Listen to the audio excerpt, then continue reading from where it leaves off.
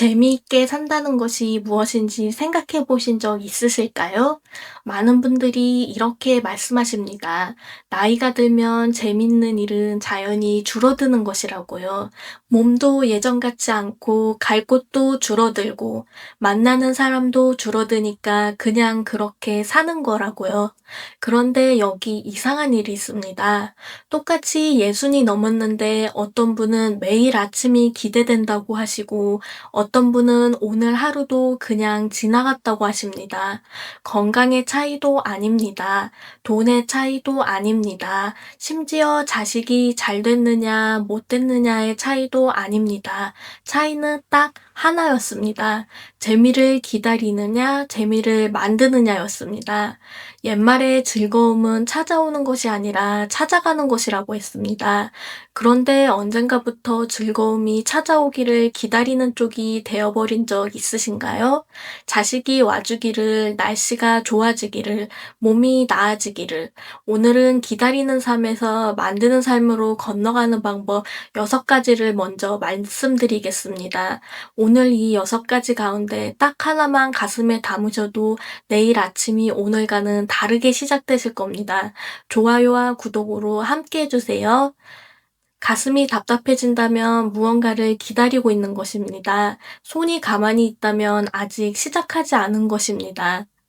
지금 한 어르신의 얘기를 들려드릴게요. 3년 전 68세 윤재호 어르신은 하루를 이렇게 보내셨습니다. 아침 7시에 눈을 뜨고 텔레비전을 켜고 점심을 드시고 다시 텔레비전 앞에 앉으셨습니다. 저녁이 되면 아내와 말없이 밥을 드시고 밤 10시면 불을 끄셨습니다. 주말이라고 다르지 않았습니다. 자식들이 바쁘다 하면 그러려니 하셨고 친구들 연락이 뜸해지면 다들 그렇겠지 하셨습니다. 윤어르신은 스스로를 불행하다고 생각하지 않으셨습니다. 그냥 살고 있었습니다. 그런데 어느 날 오후 아파트 엘리베이터 안에서 이웃 주민 한 분을 만나셨습니다. 70이 넘으신 분이었는데 손에 카메라 가방을 들고 계셨습니다. 어디 가시느냐고 여쭤봤더니 사진 모임에 간다고 하셨습니다. 매주 목요일 동네 어르신 10명이 모여서 사진을 찍고 서로 이야기를 나눈다고 하셨습니다. 윤 어르신은 그 자리에서 웃으며 말씀하셨습니다. 저는 그런 거 잘 못해요. 그게 전부였습니다. 엘리베이터 문이 닫혔고 윤 어르신은 집으로 들어가셨습니다. 그런데 그날 밤이었습니다. 잠이 오지 않으셨습니다. 천장을 보고 누워 계시다가 문득 이런 생각이 드셨다고 합니다. 나는 잘 못한다고 했는데 사실 해본 적이 없는 거구나. 다음 주 목요일 윤 어르신은 오래된 전화기를 들고 그 이웃분께 연락을 드렸습니다. 카메라가 없어도 되느냐고, 사진을 찍어본 적이 거의 없어도 되냐고요. 이웃분은 웃으시며 말씀하셨습니다. 처음 오신 분들이 오히려 더 좋은 사진을 찍어요. 그날 윤 어르신이 찍은 사진은 단 3장이었습니다. 담장 위에 앉은 참새 한 마리, 골목길 끝에 햇빛, 그리고 같이 간 이웃분의 뒷모습. 그 3장을 집에 와서 들여다보시다가 윤 어르신은 오랫동안 잊고 있던 감각을 느끼셨다고 합니다.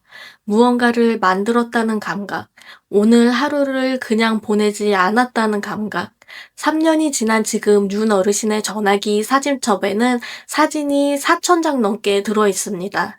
매주 목요일은 어르신의 가장 좋아하는 요일이 되었고 모임 사람들은 어르신의 가장 편한 친구들이 되었습니다. 윤 어르신이 특별한 분이어서가 아닙니다. 그날 밤 잠이 오지 않던 그 순간에 다음 날도 똑같이 살기로 하지 않으셨기 때문입니다. 재미는 재능이 있는 사람에게 찾아오는 것이 아닙니다. 해보기로 한 사람에게 생기는 것입니다. 하나를 시작하면 또 하나가 보입니다. 그렇게 쌓이다 보면 어느 순간 하루가 부족해집니다. 지금부터 6가지를 하나씩 말씀드릴게요. 오늘 가장 먼저 드리고 싶은 이야기는 바로 이겁니다. 미뤄두었던 것을 지금 시작하는 일이에요. 많은 분들이 이렇게 생각하십니다. 이 나이에 뭔가를 새로 배운다는 건 젊은 사람들이나 하는 것이라고요. 배워봤자 얼마나 쓰겠냐고요. 그런데 그 생각 조금 다르게 보셔도 됩니다. 악기를 배우는 분이 계셨습니다. 글씨를 다시 배우는 분도 계세요. 뜨개질을 처음 해보는 분도 계시고요. 그분들이 공통점으로 하시는 말씀이 있습니다. 이렇게 재미있을 줄 몰랐다는 것입니다. 잘해서가 아니었습니다. 배우는 동안 시간이 어떻게 가는지 몰랐다는 것입니다. 배움은 결과가 아닙니다. 배우는 동안 살아있다는 느낌, 그것이 진짜입니다. 그날 밤 잠이 오지 않던 윤어르신을 기억하시죠? 어르신이 잠들지 못한 이유는 몸이 불편해서가 아니었습니다. 무언가를 해보고 싶다는 마음이 처음으로 깨어났기 때문입니다. 지금 마음속에 언젠가는 해보고 싶다고 생각만 해두신 것이 있으세요? 악기도 좋고 그림도 좋고 글쓰기도 좋습니다. 그 언젠가는 기다려도 오지 않습니다. 오늘이 그날입니다. 두 번째는 아주 쉬운 것 같지만 가장 낯선 겁니다. 새로운 기술을 몸에 익히는 일입니다. 전화기로 사진을 찍고 영상을 보고 가족과 연락하는 것, 이미 하고 계신 분도 많으십니다. 그런데 조금만 더 나아가 보면 어떨까요? 마치 처음 자전거를 배울 때처럼 처음 며칠은 어색하고 넘어질 것 같습니다. 그런데 페달을 밟는 법을 몸이 기억하는 순간부터는 달라집니다. 기술도 똑같습니다. 방법은 간단합니다. 첫째, 지금 쓰는 전화기에서 모르는 기능 하나를 골라보세요. 둘째, 자녀와 손주에게 물어보세요. 묻는 것이 부끄러운 일이 아닙니다. 가르쳐주는 사람도 기뻐합니다. 셋째, 그 기능을 사흘 동안 써보세요. 사흘이면 익숙해집니다. 세상은 지금 이 순간도 빠르게 바뀌고 있습니다. 그 변화를 따라가는 것이 힘들 수 있습니다. 하지만 조금씩 따라가는 사람과 아예 뒤돌아선 사람은 1년 뒤에 느끼는 세상의 크기가 달라집니다. 만약 새로운 기술을 익혔는데 함께 써볼 사람이 없다면 어떨까요? 그리고 만약 몸을 움직이는 즐거움까지 더해진다면 하루가 얼마나 달라질까요? 세 번째 이야기입니다. 옛말에 발이 닿는 곳에 마음이 간다고 했습니다. 마음이 먼저 움직여야 몸이 따라간다고 생각하기 쉽습니다. 그런데 사실은 반대일 때가 더 많습니다. 몸이 먼저 움직이면 마음이 따라옵니다. 자신이 쓸모없어진 것 같다고 느껴보신 적 있으신가요? 73세 오병국 어르신도 그런 시절이 있으셨습니다. 정년이 지나고 집에만 계시다 보니 어느 날부터 몸이 무거워지기 시작했습니다. 아침에 일어나도 어디 갈 데가 없었고 잘 때도 피곤하지 않았습니다. 아내는 운동을 권했지만 어르신은 이 나이에 무슨 운동이라며 손을 저으셨습니다. 그러던 어느 날 동네 복지관 앞을 지나다가 현수막 하나를 보셨습니다. 어르신 등산 모임, 매주 토요일, 초보 환영, 발이 먼저 멈췄습니다. 마음은 아직 망설이고 있는데 발이 먼저 앞으로 들어가고 있었습니다. 첫날은 힘드셨습니다. 무릎이 뻐근하고 숨이 찼습니다. 그런데 정상에서 내려다본 풍경 앞에서 어르신은 오랫동안 느끼지 못했던 감각을 느끼셨습니다. 내가 여기까지 올라왔구나. 석 달 뒤 오 어르신은 모임에서 가장 먼저 도착하는 사람이 되어 있었습니다. 몸을 쓰는 도전, 잘하는 것이 목적이 아닙니다. 몸이 살아있다는 것을 느끼는 것이 목적입니다. 그것이 세 번째입니다. 네 번째는 바로 이겁니다. 새로운 취미를 몸으로 경험해 보는 것입니다. 잠깐 스스로를 돌아보시면 지금 이 순간 일주일에 한 번이라도 내가 좋아서 하는 것이 있으셨을까요? 남을 위해서가 아니라 누군가의 부탁이 아니라 오직 나 자신이 좋아서 하는 것이 있으신가요? 없다면 그것이 문제의 시작입니다. 요리가 재미있다는 분도 계십니다. 도자기가 좋다는 분도 계십니다. 한지공예, 수채화, 사진, 글쓰기, 세상에 배울 것은 넘쳐납니다. 동네 복지관에 가면 대부분 무료로 배울 수 있습니다. 인터넷으로 찾아보면 집에서 혼자 시작할 수 있는 것도 많습니다. 중요한 것은 잘하는 것이 아닙니다. 좋아하는 것을 찾는 것입니다. 좋아하는 것이 생기면 아침이 달라집니다. 좋아하는 것이 생기면 하루가 달라집니다. 좋아하는 것이 생기면 1년이 달라집니다. 오 어르신은 그날 정상에서 내려오면서 이런 말씀을 하셨습니다. "이렇게 좋은 걸 왜 이제 왔나." 그 마음 혼자 가지고 있기에 아까운 마음입니다. 사람이 있어야 더 커지는 마음이기도 합니다. 오늘 다섯 번째로 말씀드릴 것은 곁에 있는 사람을 다시 보는 일입니다. 내가 먼저 연락하면 내가 더 필요한 것 같잖아 라고 생각하시나요? 67세 이정분 어르신이 혼자 이렇게 중얼거리셨습니다. 어르신에게는 30년 지기 친구가 있었는데요. 젊어서 같은 동네에 살았고 아이들 학교도 같았고 명절이면 서로 집을 오가던 사이였습니다. 그런데 각자 이사를 하고 자식들이 장성하고 나서부터는 연락이 점점 뜸해졌습니다. 어르신은 그저 연락을 기다리셨습니다. 먼저 연락하면 무언가 부족해 보일 것 같았습니다. 친구도 바쁠 텐데 괜히 귀찮게 하는 것 같았습니다. 그렇게 1년이 지나고 2년이 지났습니다. 어느 날 우연히 친구에게서 연락이 왔습니다. 짧은 문자였습니다. "잘 지내지? 보고 싶다." 바로 이렇게요. 어르신은 그 문자를 보고 오랫동안 전화기를 내려놓지 못하셨습니다. 내가 먼저 보낼 수 있었던 말이었습니다. 내가 먼저 연락했다면 2년을 기다리지 않아도 됐습니다. 먼저 연락하는 사람이 약한 사람이 아닙니다. 먼저 연락하는 사람이 관계를 살리는 사람입니다. 기다리는 동안 관계는 조용히 식어갑니다. 문자 한 줄이 그 온기를 되살립니다.